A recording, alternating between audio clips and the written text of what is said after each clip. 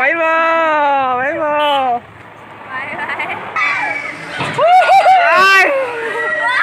ไปว้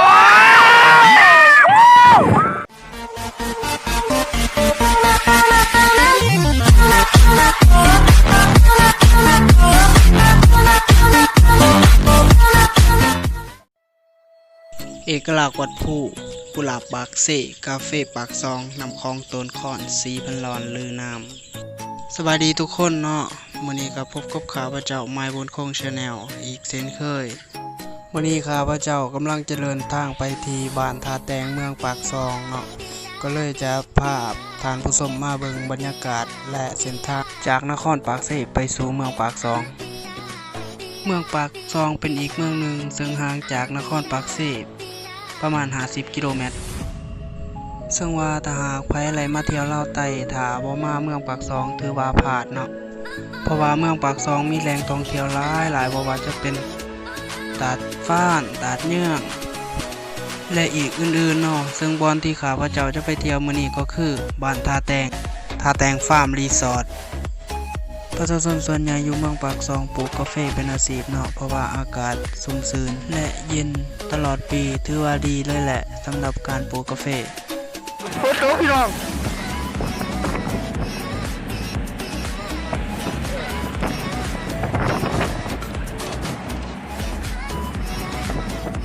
เมืองปากซองยังเป็นทางผ่านของแขวงเซกองและแขวงอัตตปือ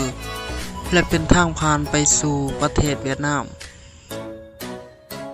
เดินทางกันต่อท่านผู้ชมยังอีกบ่ล้นก็จะเข้าสู่ตัวเมืองปากซองแล้ว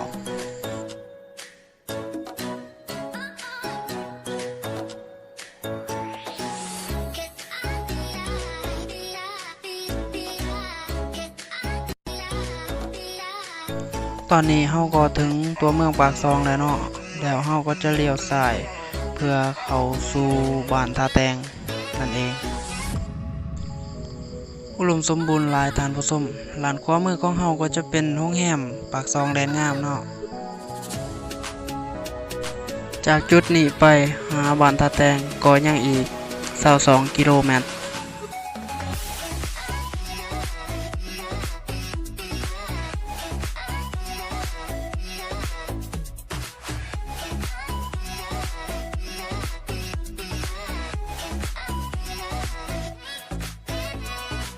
รอยยิ้มที่ไล่จากการเมารถของท่าน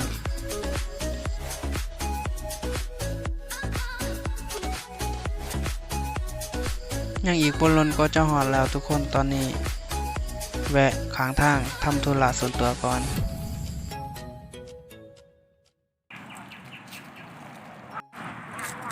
ตอนนี้เขาก็แวะขายเบาน้อยหนึ่งเนาะเขากลับมาพามาเบิ่งสวนกาแฟเขาผู้ร้ายพี่น้องไหวบ่ไหวบ่โอเคยังอีกไก่บ่ทายไหวซื้อ2 คนบ่ไหวบางคนเมารถกินได้เดียว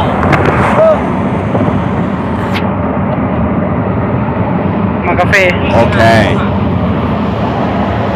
โอ้ยแข็งไหวแข็งเลยกินได้เดียว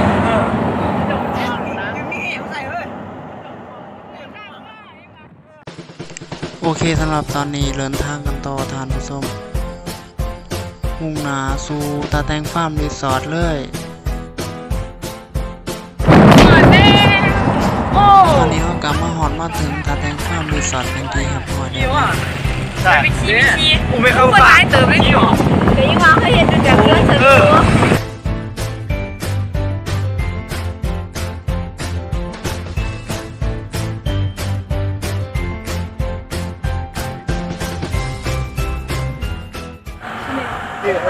มาไผ่เพื่อเขาเป็นน้ำมันเหมือนกัน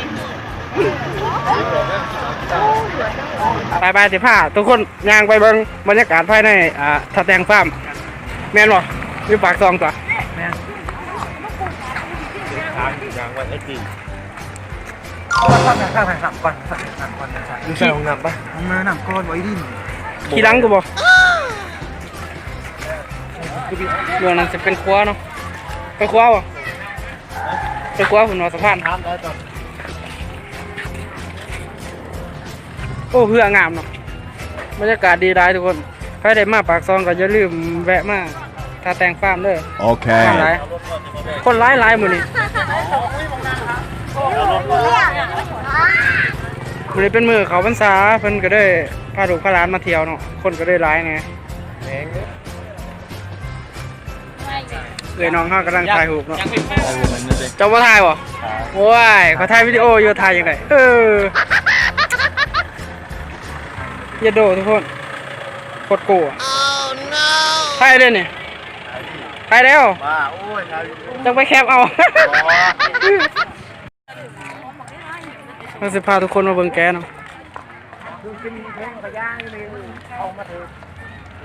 แม่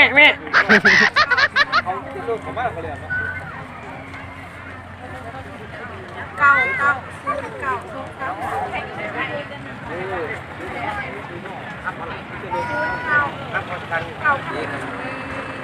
ใช่เนี่ยขึ้นไปนายว่าซะแบะเนาะนี่แบะทุกคนมาแบะวะเนี่ยมันคือแกะนะทุกคนโอ้คนลายเนาะ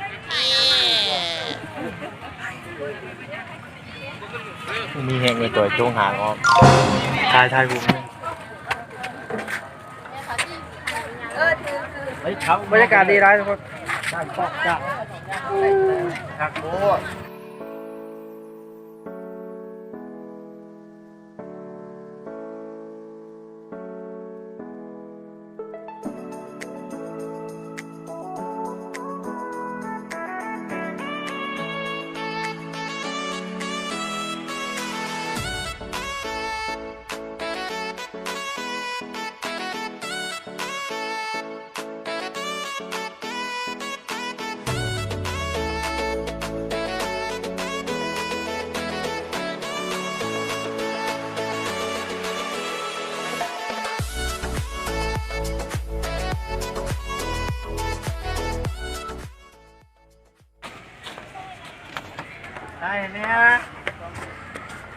เลาะถ่ายรูปทุกคนโอเคโอ้ภาพมุมสูงกดแก้วอ่ะโอ้ห่างเลยกูบ่ได้ตื่นตามนะเว้ยโอ้ยัดโดคนละมัดอ่ะเฮ้ย2 คนหันมันเป็นผักด้วยคือ ดูมันใส่มันถ่ายรูปกูได้สิบอกมาเอากันมาแน่ไปหวยมึงไปยังเขาบอกให้หยุดหั่นป้ายเขาบอกอายุบอกกันนี่แลนเลย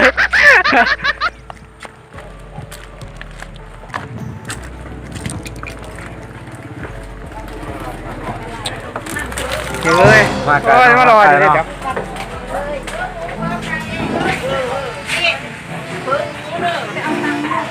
แม่คอยน้ำเด้อ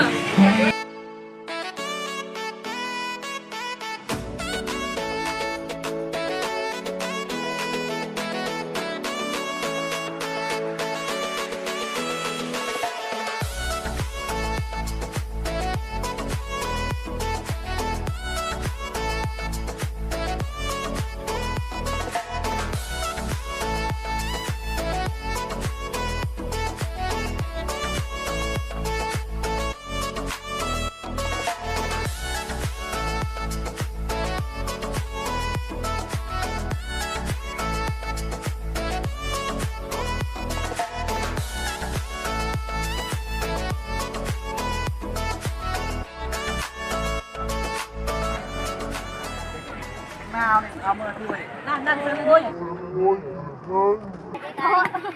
ได้มีเท่าไหร่ตายรถมาหมด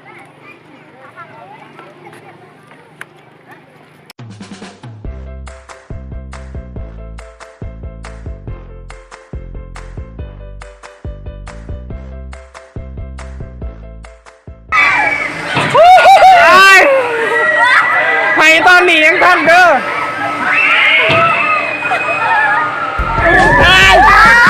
ว้าวมาเสียว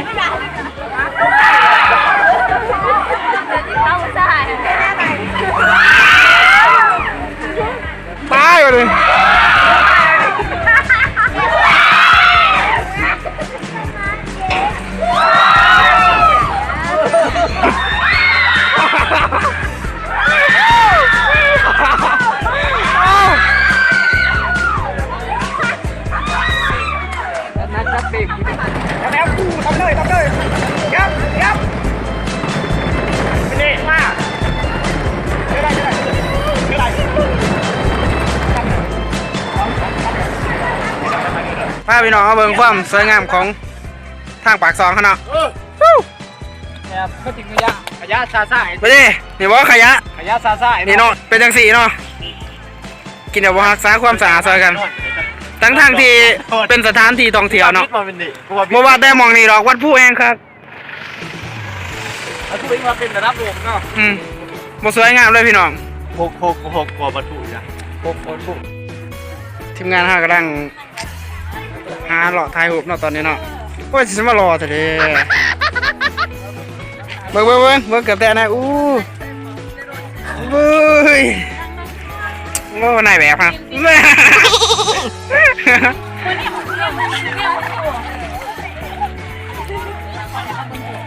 กูซื้อกินได้มั้ยจ๊ะ มวน มวนผู้นี้เด้ฮะเป็นยังไงเจ้ามื้อนี้ม่วนบ่ม่วนได้เจ้าได้ม่วนบ่มื้อนี้มาเป็นจังได๋มาจักเทื่อแล้วมาจักเทื่อแล้ว ครั้งแรกเขาชีวิต โอเค แบบเดียวก็มือกล่องเฮาเนาะ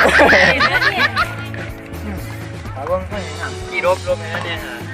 ฮะ สำหรับคลิปนี้ก็บ่มีหยังมากมายเนาะพี่น้องเนาะก็สิขอจบไปเพียงเท่านี้สำหรับใครที่มักคลิปนี้ก็อย่าลืมกดไลค์กดแชร์กด Subscribe เด้อบ๊ายบาย